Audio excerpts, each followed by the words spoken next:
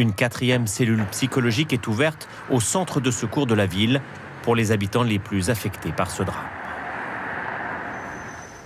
Un terrible drame donc dans l'Aisne, et l'actualité ce lundi, c'est aussi un très puissant séisme suivi de plusieurs répliques en Turquie et en Syrie.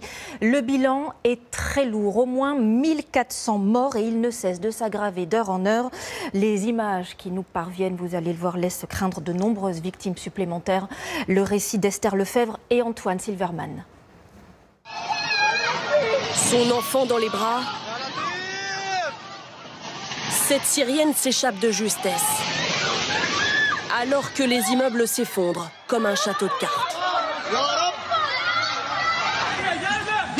Même scène de panique en Turquie.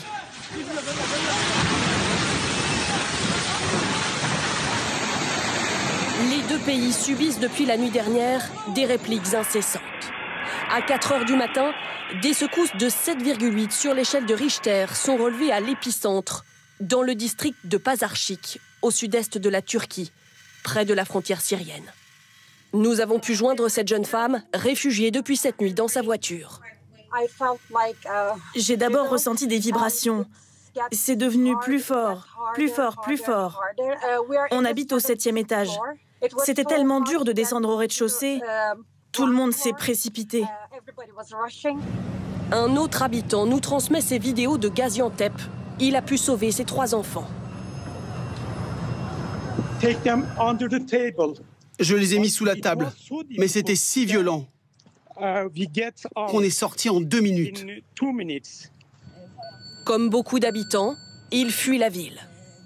Je vais tous les emmener, loin d'ici. Partout dans la région, ces images apocalyptiques, d'immeubles réduits en poussière, et ces témoignages angoissés.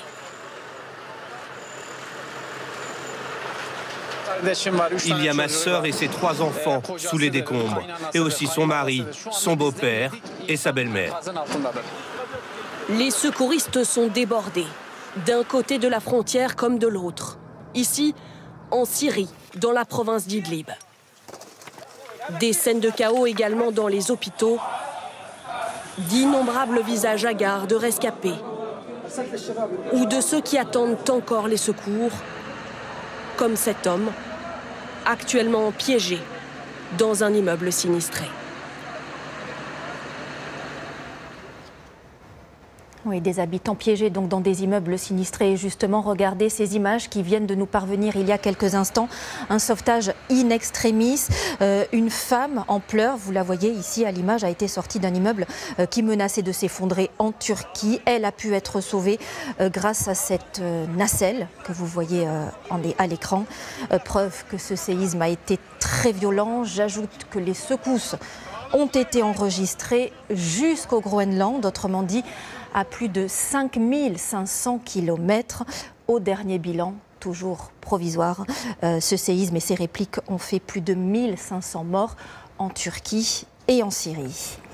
En France, c'est le jour